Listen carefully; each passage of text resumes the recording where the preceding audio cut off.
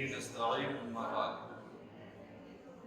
قال النبي صلى الله عليه وسلم طلب العلم فريضة على كل مسلم. وقال النبي صلى الله عليه وسلم اطلبوا العلم ولو بالسيف. وقال النبي صلى الله عليه وسلم اطلبوا العلم من المهد إلى اللحد أو كما قال عليه الصلاة والسلام. کثر الکلام مطل عمل. بات بہت دیر سے ہو رہی ہے اور بہت ساری باتیں آپ کے سامنے آئی ہیں. اب کچھ آخری باتیں آپ کے سامنے آ جائیں پھر اس کے بعد مجلس کا اختتام ہو جائے گا انشاءاللہ. ابھی میں نے آپ کے سامنے چند حدیث کی تلاوت کی ہے. اس حدیث کی روشنی میں چند باتیں میں آپ کے سامنے عرض کروں گا. سب سے پہلی حدیث یہ ہے کہ آپ صلی اللہ علیہ وسلم کا فرمان ہے کہ کا سیکھنا ہر مسلمان پر فرض ہے. جس طریقے سے نماز، روزہ، حج، زکوٰۃ ایک مسلمان کے اوپر فرض ہے، اسی طریقے سے آپ صلی اللہ علیہ وسلم نے علم کو سیکھنا فرض قرار دیا. یہ دوسرے درجے کا فرض ہے.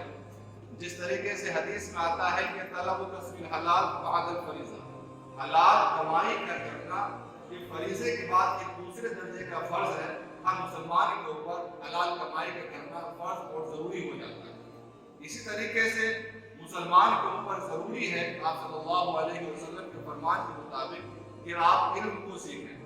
اور آپ صلی اللہ علیہ وسلم نے علم کی اہمیت کو اجاگر کرتے ہوئے بیان فرمایا اگر تمہیں علم حاصل کرنے کے لیے دور دراز میں سفر کرنا ہو تو تم وہاں پر پہنچو علم کو حاصل کرنے کے لیے.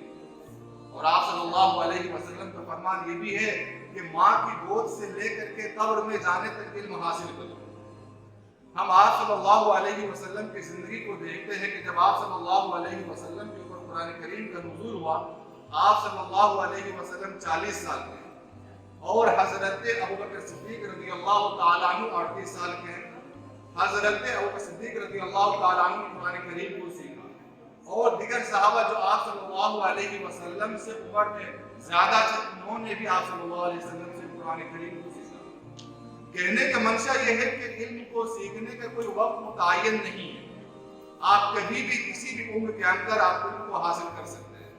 علم حاصل کرنے کا منشا اور مقصد یہ ہوتا ہے کہ ہم اپنے اعمال کو بہتر طریقے سے ڈھالنے لگیں، بہتر طریقے سے کرنے لگیں. اللہ تعالیٰ کا جو فرمان ہے کہ آپ نماز، روزہ، اچھے اعمال کرو. ہم اچھے اعمال تبھی کر پائیں گے جب ہمارے پاس علم ہو. نماز اس طریقے سے ادا کرنی ہے، کیا اس کے اندر واجبات ہیں، کیا فرائض ہیں، یہ جبھی ہوگا جب ہمارے اندر علم ہوگا. اگر ہمارے اندر علم نہیں ہے تو ہم مطلب کہ تب آپ وہ نماز کو ادا نہیں کر پائیں گے. اسی طریقے سے آپ صلی اللہ علیہ وسلم نے فرمایا کہ اگر کسی خاتون کے گھر پہلی اولاد بیٹی ہو آپ صلی اللہ علیہ وسلم نے فرمایا وہ خاتون مبارک. اور آپ صلی اللہ علیہ وسلم نے آگے فرمایا اگر کسی خاتون کے گھر کسی کے یہاں 3 بیٹی ہو اور انہوں نے ان تینوں بیٹیوں کی اچھی تربیت کی، بہترین تعلیم دلوایا، آپ صلی اللہ علیہ وسلم نے فرمایا وجب الجنہ، اس شخص کے لیے جنت واجب ہو گئی. ایک صحابی نے پوچھا رسول اللہ اگر کسی کے پاس 2 بیٹی ہو آپ صلی اللہ علیہ وسلم نے فرمایا کوئی شخص 2 بیٹی کی بھی اچھی تعلیم دلواتا ہے اور بہترین تربیت کرتا ہے تو اس کے لیے بھی جنت واجب ہے. پھر سوال کیا رسول اللہ کسی کے پاس ایک ہی بیٹی ہو تو اس کے لیے کیا آپ صلی اللہ علیہ وسلم نے فرمایا ایک بیٹی کی اچھی تعلیم دلواؤ، بہترین تربیت کرو، اس کے لیے بھی جنت واجب ہے. آج آپ لوگوں نے اپنی بیٹیوں کو جامعہ میں بھیج کر گھاٹے کا سودا نہیں کیا، یہ میں کہنا چاہتا ہوں. بہت نفع کا آپ نے سودا کیا ہے، بہت بہترین کام کیا ہے کہ آپ نے زندگی کے اندر جنت کی خوشخبری آپ نے لی ہے نبی کریم صلی اللہ علیہ وسلم کے فرمان کے مطابق کہ انسان اگر اپنی بیٹی کی بہترین تربیت کرتا ہے اور بہترین تعلیم دلواتا ہے آپ صلی اللہ علیہ وسلم نے فرمایا اس کے لیے جنت واجب ہوگی. اور ہم جس نبی کے ماننے والے ہیں، جس نبی کے چاہنے والے ہیں، ان کا فرمان یہ ہے کہ بعثت معلما کہ میں ٹیچر بنا کر کے دنیا میں بھیجا گیا. ہم جس نبی کے پیروکار ہیں، ہمارے نبی ٹیچر، تو ہم شاگرد کیوں نہ بنے؟ ہم علم حاصل کرنے والے کیوں نہ بنے؟ ہمارے نبی ٹیچر، ہم شاگرد بنے، ہم اس کے ماننے والے بنے. تبھی ہم نبی کے چاہنے والے، نبی کے ماننے والے کمال کو کہلائیں گے۔ ہم نے جو کچھ سیکھا، اب جو ہمارے نیچے کی نسل ہے ہم اس کو علم کے لائن میں لگائیں۔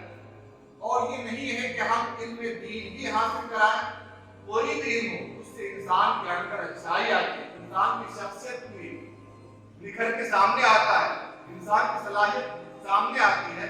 علم کوئی بھی ہو انسان کے اندر ایک بہتری آتی ہے۔ آج آپ لوگوں کو بلانے کا مقصد اور منشا یہ ہے کہ آپ علم کی اہمیت کو سمجھیں کہ آپ نے اپنے بچوں کو کہاں پہ رکھا ہے۔ اب کچھ دنوں کے بعد، کچھ دن کے بعد کیا کہ 19 تاریخ سے پیپر شروع ہو رہا ہے، 19 کے بعد 22 مارچ کو پیپر ختم ہو جائے گا۔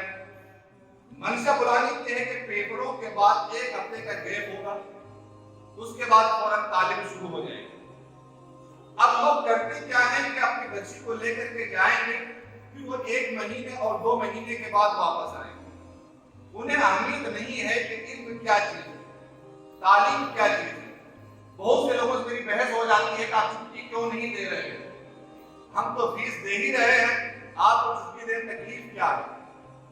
اگر فیس آپ پورے مہینہ کی دے رہے ہو تو تعلیم آپ آدھے مہینے کیوں لے رہے ہو؟ تعلیم آپ پورے مہینہ کی لو۔ تو ضرورت ہے کہ اگر ہم بچوں کے اوپر پیسے خرچ کر رہے ہیں، یہ پیسہ بہت قیمت ہے، کارآمد ہے، ہمارے ذریعے آخرت ہے۔ ہم جس محنت سے پیسے خرچ کر رہے ہیں اس محنت سے بچوں کے اوپر نگرانی کریں، بچوں کی تعلیم کے اوپر توجہ دیں اور بچوں کا زیادہ وقت ہم مدرسے کے اندر رکھیں۔ بلا وجہ بچوں کو ہم گھر لے کر کے نہ جائیں۔ بہت سے لوگ ہمارے پاس آتے ہیں کہ 2 مہینہ ہو گیا، 3 مہینہ ہو گیا، بچے گھر لے گئے، آپ چھٹی لے گئے۔ اب وہ 2 دن کی چھٹی لے کر کے جائیں گے، 10 یا 15 دن کے بعد واپس آتے ہیں۔ تو یہ کیا ہوتا ہے؟ ایک مذاق ہے۔ 15 دن کا سبق نکل گیا، وہ تو پھر دوبارہ واپس نہیں آئے گا۔ علم آنکھوں کے ذریعے منتقل ہوتی ہے۔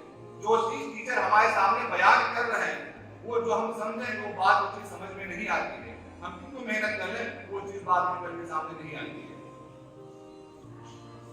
تو اس لیے ہم جب یہاں پر جمع ہوئے ہیں اور جو ہمارا منشا تھا، مقصد تھا آپ لوگوں کے سامنے جامعہ کے اصول اور ان کے ضوابط کو رکھنے کا کہ ہمارے رمضان کے اندر کیا اصول رہے گا، رمضان کے اندر تعلیم رہے گی، آخر رمضان کے اندر چھٹی ہوگی، پھر اس کے بعد بچے 1 ہفتے کے لیے عید کرنے کے لیے گھر جائیں گے۔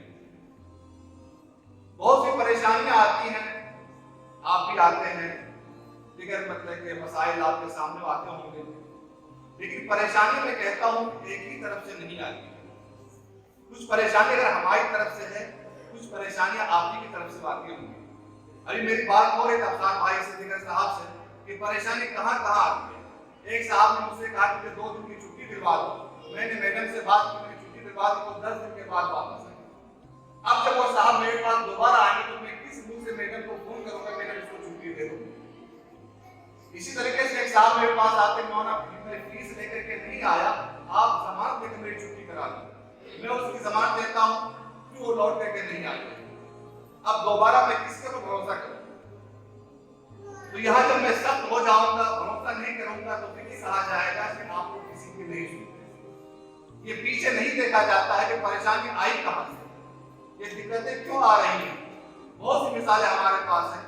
ایک صاحب ہمارے پاس آتے تھے اور میں ان سے فیس کے لیے تقاضا کرتا تھا، فیس جمع کر دو، فیس جمع کر دو۔ ان کا جملہ یہ ہوتا تھا کہ فیس تو آپ کے یہاں جب بچی گھر جاتی جمع ہو ہی جاتا ہے، بغیر فیس جمع کیا آپ بچی کو جانے نہیں دیں گے۔ 4 مہینہ ہو گیا، رشتہ داری میں کسی کا انتقال ہوا، وہ اپنی بچی کو لینے کے لیے آئے اور فیس والے نے کہا کہ فیس کا مطالبہ کیا، پھر وہ بگڑ گئے۔ یہ کیا طریقہ ہے؟ بچی کے مطلب انتقال رشتہ دار کا ہو گیا، مطلب کہ فیس کا مطلب کیا کرنا؟ تو میں نے کہا کہ آپ سے کئی مہینے سے کہہ رہا تھا فیس جمع کرنے کے لیے، آپ نے 4 مہینے تک مجھے گولی دی، میری بات پر عمل نہیں کیا، آج آپ کو پریشان ہے، آپ نے مطلب کہ ہمیں پریشان کر رہا ہوں۔ اب وہ میری بات کو آگے بیان نہیں کریں گے، صرف وہ اپنی بات رکھیں گے کہ مطلب چھٹی نہیں ملی، موت بھی مطلب گھر میں رکھا ہوا تھا۔ یہ نہیں کہے گا کہ مطلب 4 مہینے تک کیا ہم ان کے ساتھ کیا، یہ بیان نہیں کریں گے۔ تو بھائی کمی تو ہر جگہ ہوگی، دنیا کوئی ایسی جگہ نہیں ہے جہاں پر کمی کوتاہی نہ ہو، ہم مل کر کے اس کمی کوتاہی کو دور کر سکتے ہیں۔ ایک صاحب میرے پاس آئے فیس کے مسئلے کو لے کر کے، اور میں نے کہا اپلیکیشن لکھ دیجیے، جو مسئلہ ہے میں آپ آگے پیش کر دوں ان کے سامنے۔ انہوں نے مجھے پولیس کی دھمکی دی، تو میں نے کہا کہ آخر میں نے کون سی گستاخی آپ کے سامنے کر دی جو آپ مجھے پولیس کی دھمکی دے رہے ہیں؟ میں تو صرف اتنا آپ سے کہہ رہا ہوں کہ آپ ایک اپلیکیشن لکھ دیجیے، جو مسئلہ ہے وہ آگے میں پہنچا دوں گا، جو بھی جواب آئے گا وہ آپ کو پتہ چل جائے گا۔ ان کا کہنا تھا مطلب میں اپلیکیشن نہیں لکھوں گا، فیس کم ہونی ہے اور ابھی بتاؤ، نہیں بتاتے میں تو 15 کو دوں گا، یہ ان کا انداز۔ تو اس طرح سے بہت سے لوگ آتے ہیں، میں ناراض نہیں ہوتا ہے، میں جس کرسی پہ بیٹھا ہوں مجھے بہت ہی تحمل اور برداشت سے رہنا ہوتا ہے۔ بہت سے لوگ مطلب کچھ کہہ کے چلے جاتے ہیں، ہمیں کچھ نادان ہے، جب مجھے سمجھ آئیں گے تو میرا احترام کریں، میری عزت کریں گے، اور لوگ کرتے بھی ہیں۔ جب بات وہی صاحب آتے ہیں مجھ سے مسافہ کرتے سلام کرتے ہیں کہ مجھ سے غلطی ہوگی، کبھی کوتاہی ہو گئی، تو میں کہنا یہ چاہتا ہوں کہ کمی کوتاہی سرزد کیوں ہو رہی ہے، اس کے اوپر بھی غور کیا جائے، کہاں ہم سے مطلب غلطی ہو رہی ہے، کام سے مس ہو رہا ہے۔ اگر کوئی کمی کوتاہی کہیں پہ آ رہی ہے ہم اپلیکیشن دے سکتے ہیں، اس کو دور کیا جائے۔ اگر آپ کی طرف سے آپ متنبع کریں کہ یہاں پہ کمی ہو رہی ہے، اور ضروری ہوتا ہے کہ ہم چھٹی کے لیے زیادہ گرہ نہ کریں۔ جو متعینہ چھٹی ہے، عید کی، بقرعید اور دنوں کی چھٹی ہوتی ہے، جیسے امتحان کے بعد اب چھٹی ہوگی 1 ہفتے کی، آپ لے کے جائیے، پھر 1 ہفتے کے بعد لے کر کے آ جائیں، کوئی پریشانی نہیں ہوتی ہے۔ لیکن آپ اپنی منمانی چھٹی کریں گے، پھر کہیں گے مطلب کہ بچے ناکام ہو رہے ہیں، فیل ہو رہے ہیں، بچے مطلب مارکس اچھے نہیں آئے، یہ سب کیا کہہ جائیں۔ تو اس کے علاوہ اگر کسی صاحب کو کوئی بات کہنی ہو، کوئی مسائل ہو، تو آپ ہمارے سامنے رکھ سکتے ہیں تاکہ اس کو حل کیا جائے۔ زبانی بھی رکھ سکتے ہیں، لکھ کر بھی رکھ سکتے ہیں تاکہ اس کو حل کرنے کی کوشش کریں۔ بلانے کا منشا یہ ہے کہ جو بھی ہمارے درمیان دوری ہے، جو بھی مطلب کہ فاصلہ ہے، ہم اس کو ختم کرنا چاہتے ہیں۔ پیرنٹس کا اور ٹیچرز کا، بچوں کا آپس میں ملنا بہت ضروری ہے۔ اگر یہ الگ الگ رہیں گے، ان کا فاصلہ رہے گا تو بات مکمل کر نہیں پائے گی۔ نرم اور گرم کا ملنا ضروری ہے، اگر صرف گرمی اور نرم نہ ہو تو روشنی پیدا نہیں ہوگی۔ تو پیرنٹس کا اور ٹیچرز کا آپس میں ملنا ضروری ہے، تبھی مطلب کہ ایک روشنی کی کرن سامنے نکل کر کے آئے گی۔ اگر ہم اپنی بات اپنے دل کے اندر رکھیں گے، ہم دوسروں کے سامنے بیان نہیں کریں گے ان سامنے، تو اس مسئلے کا حل کیسے ہوگا؟ آج آپ نے آواز اٹھائی، ہو سکتا ہے اس آواز سے 10 مسئلے اور حل ہو جائیں گے اور لوگوں کے۔ اگر آپ آواز نہیں اٹھائیں گے تو مسئلے تو چونی بنی رہ گئے، کسی کو پتہ بھی نہیں چلے گا۔ تو میں انتہائی ادب کے ساتھ آپ میں سے کہوں گا کہ اگر کوئی مسئلے کسی کے دل میں ہو تو براہ کرم پیش کریں، زبانی طور پر بھی اور لکھ کر بھی پیش کر سکتے ہیں۔